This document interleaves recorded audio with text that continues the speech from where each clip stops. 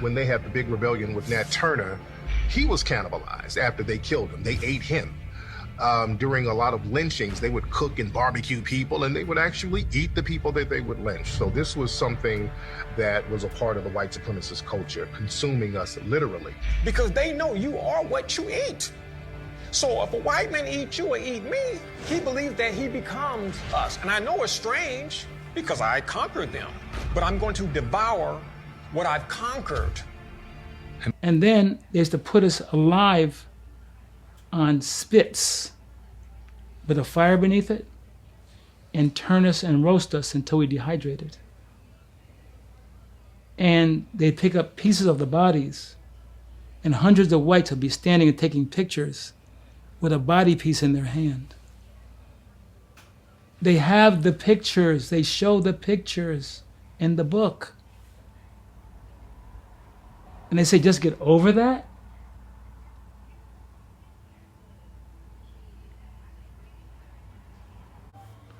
Shalom. I want to give all praises, honor, and glory to Yahweh, Ba'ashem, Yahushai, Bahashem, Brakak Wadash.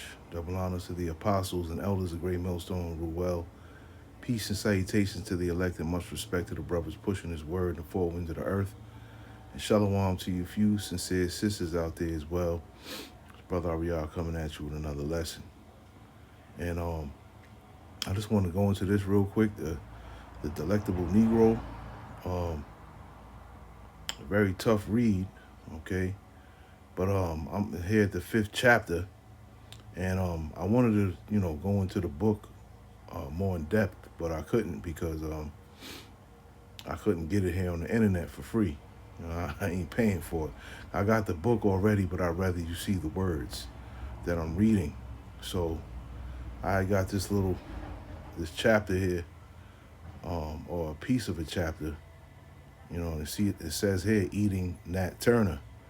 And that's what these devils did after they, lynched him and humiliated him and cut him up. And, they burnt,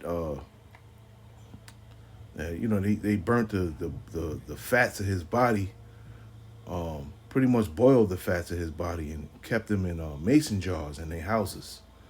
And they believed that it would bring them some type of powers or what have you. You know how these devils think. Okay, and this is I'll read this real quick.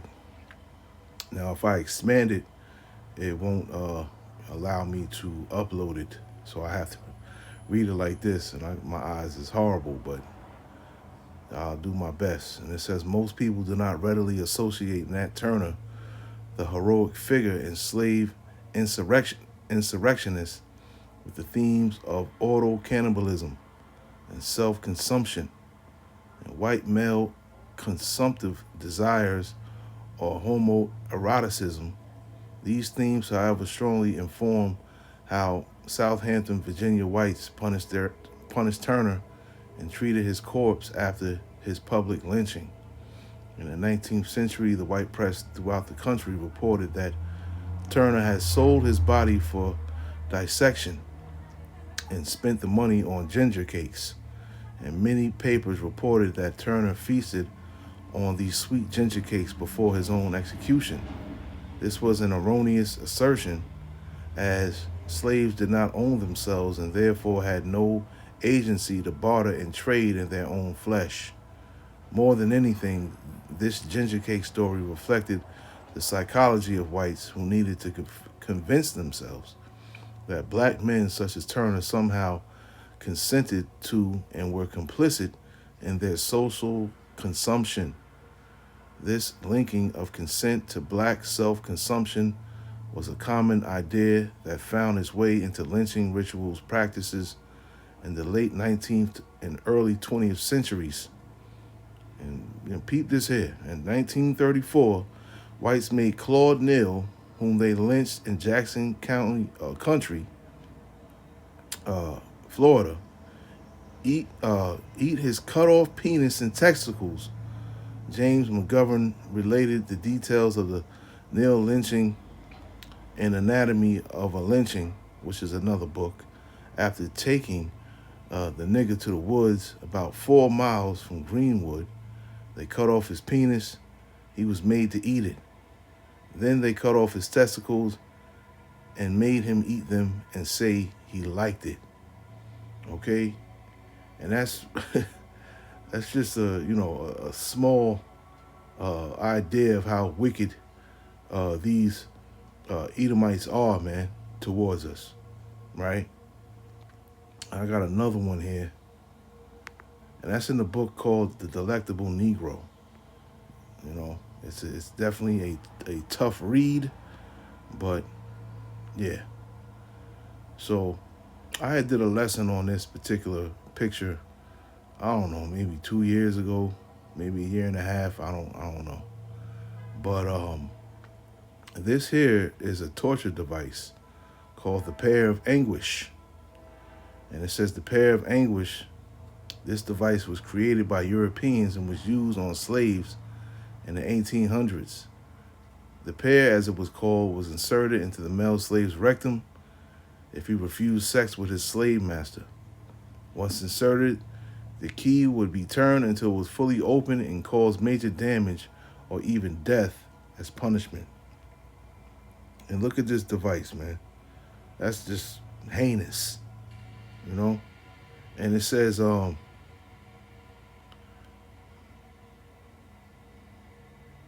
regarding the female slave, if she refused sex, it was inserted into her vagina, causing massive hemorrhaging and infertility.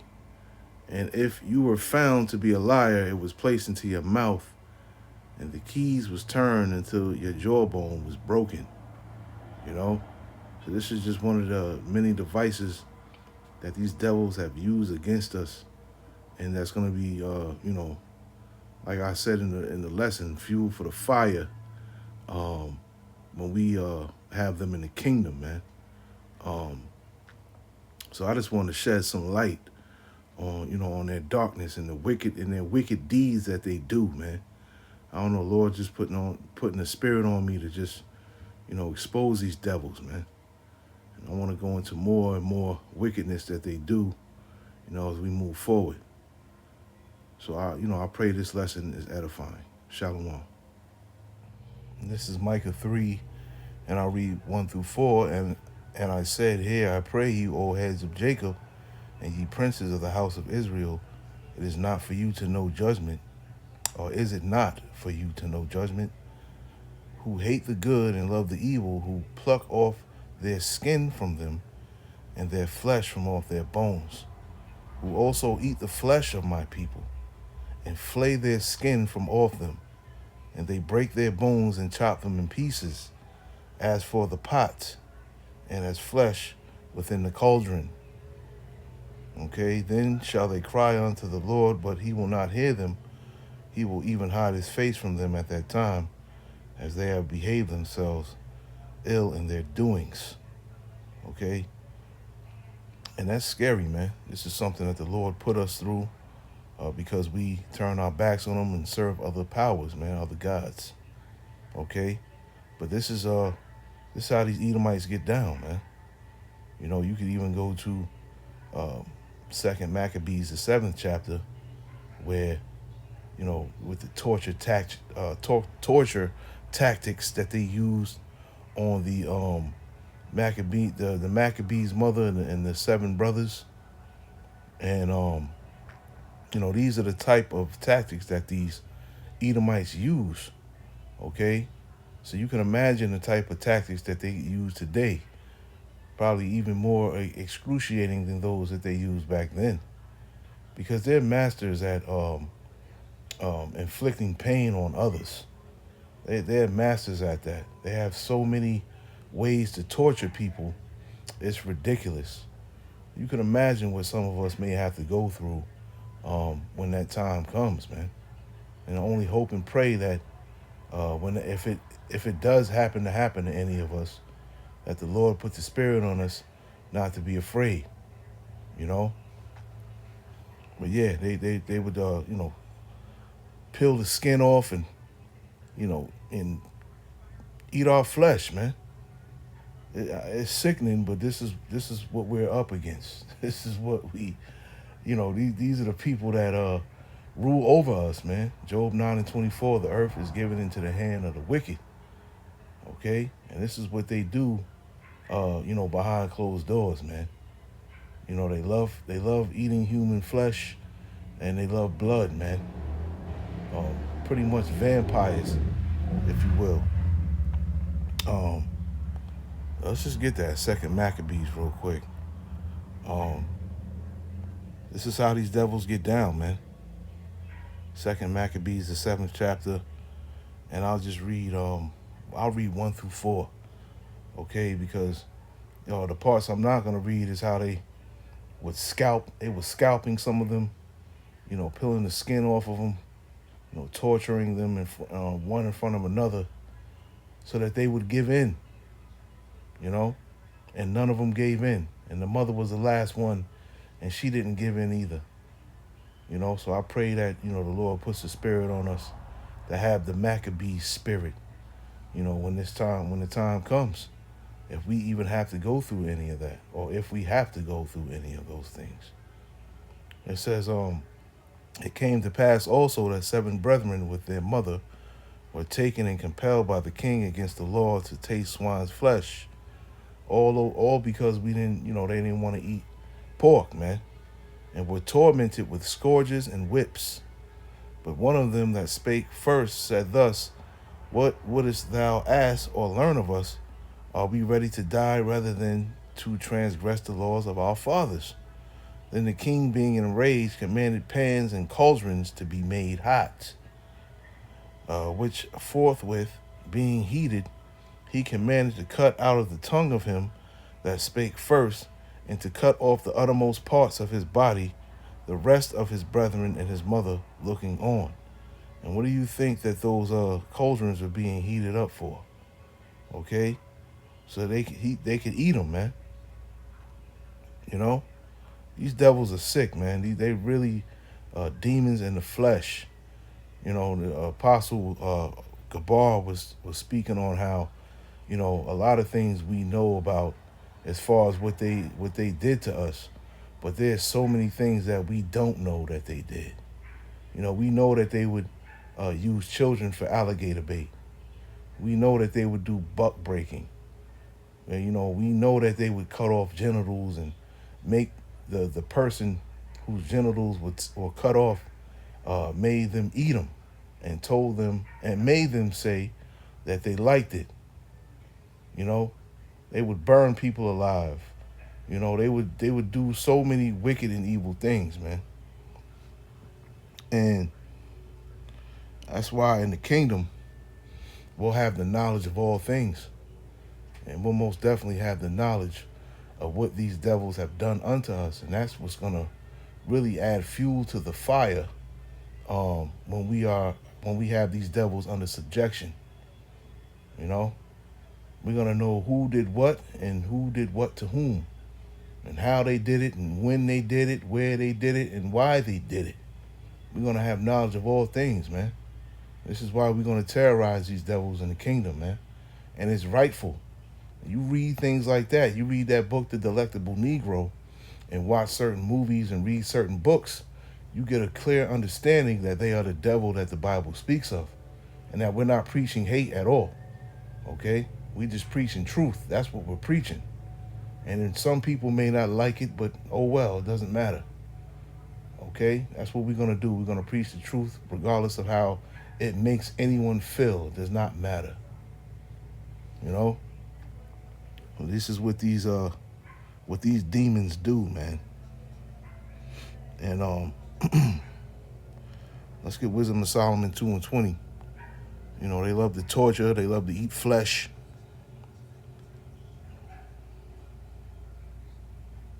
Wisdom of Solomon, 2nd chapter and 20. I'm just gonna read this right here, where it says, I'll read 18 through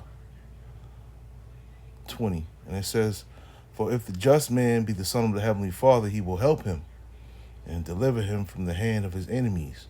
This is pretty much, Esau, because I didn't read the whole chapter, so you can get a better understanding of it. You can read it yourself.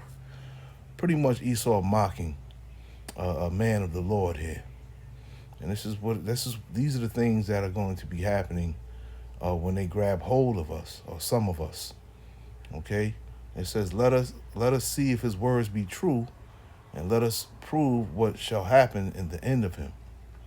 For if the just man be the son of the heavenly Father, he will help him and deliver him from the hand of his enemies. Let us examine him with despitefulness and torture, that we may know his meekness and prove his patience. And let us condemn him with a shameful death, for by his own saying he shall be respected. Okay? But let us condemn him with a shameful death. You know, that's what happened there in 1934 when I read that page from the book there, from The Delectable Negro. They had that man eat his penis and his balls, and then told him, you better say you liked it. That's a shameful death, man. That is a shameful death right there. That's very, very wicked, man. Very, very wicked. That's very demonic. Okay, and this is what we up against, man. Those principalities, man. Okay, the wickedness in high places. Let me get I'm not gonna make this long at all. I'm gonna get Deuteronomy 28. Okay, because it's at the end of the day, it's all part of the curses, and we pretty much deserve everything that we got. And if you're not in that spirit, agreeing with the fact that everything that we got from these devils we deserved, then I don't know what to tell you. But at the end of the day, the Lord is going to make them pay for what they did. And this is just how the Lord operates.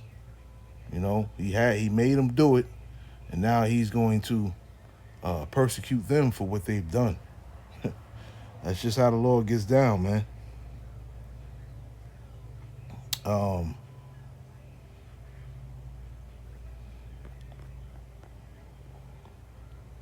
Start here at 37, right, where it says, and thou shalt become an astonishment, a proverb, and a byword among all nations, whether the Lord shall lead thee. Okay, nigger, spick, spook, all of these words that they would call us, man. Jungle lips, monkey, gorilla, all of these are bywords that we've been called throughout history, man. There's plenty others that, I can't even think of right now. Some of you are probably thinking of them, but there are plenty other words, plenty other bywords that we've been called other than a prince of the power, okay? Let's go to 45. And moreover, all these curses shall come upon thee and shall pursue thee and overtake thee till thou be destroyed, because thou hearkenest not unto the voice of the Lord thy power.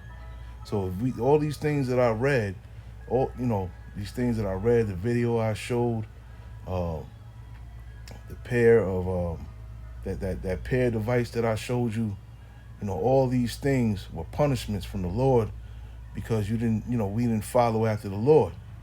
And I say it, collectively, because we all got punished for it. Okay? And just imagine what'll happen to you now if you're not following the Lord, man. Just imagine that for a minute. All these things that we do lessons on, the Lord does. It's very, very fearful, very frightening, man. So you can only imagine what's going to happen to those that don't follow the Lord in these last days. And it says, moreover, all these curses shall come upon thee and shall pursue thee and overtake thee till thou be destroyed, because thou hearkenest not unto the voice of the Lord thy power, to keep his commandments and his statutes which he commanded thee.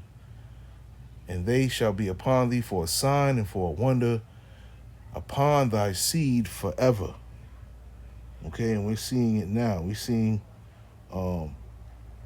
these signs now that the curses are upon us. This is how we know that we're the Israelites, man. No other nation has been going through these curses right here but us. Okay, because thou servest not the heavenly Father or the Lord thy power with joyfulness and with gladness of heart for the abundance of all things. Therefore shalt thou serve thy enemies, which the Lord shall send against thee in hunger and in thirst and in nakedness and in want of all things, and he shall put a yoke of iron upon thy neck until he have destroyed thee. Okay?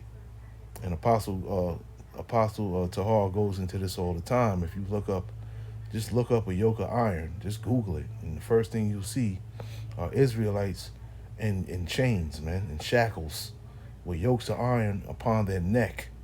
Okay? And it says, and the Lord shall bring a nation against thee from far, from the end of the earth, right, as swift as the eagle flieth. All right? And what is the emblem of America? Okay? The eagle. A nation whose tongue thou shalt not understand. A nation of fierce countenance, which shall not regard the person of the old, nor show favor to the young. Okay? So this is talking about America here, and these curses we're still going through to this day, man. And it's kind of like, kind of hard to read those things, but or it could be hard for you to hear them, but they need to be heard. They need to be brought to light. And I just want to do a quick little lesson on that, because I remember that I have the book right here. You can also read the Willie Lynch letter. There's plenty of other books that you can read, but that Delectable Negro, that's a doozy right there if you read that. Okay, and it show you the wickedness, the pure evil, from these devils, man. They ain't give a damn at all. There's other books that show a lot of lynchings and burnings and hangings and body parts here, and them holding up body parts. I forgot the name of that book, but there's a lot of that, man, that you can look into and see. Okay, and these things are going to be fuel for us to rule over them with a rod of iron in the kingdom, man. So I pray this lesson was edifying. I just wanted to do a little quick lesson on that. And like I said, I pray it was edifying. Shalom to the next one.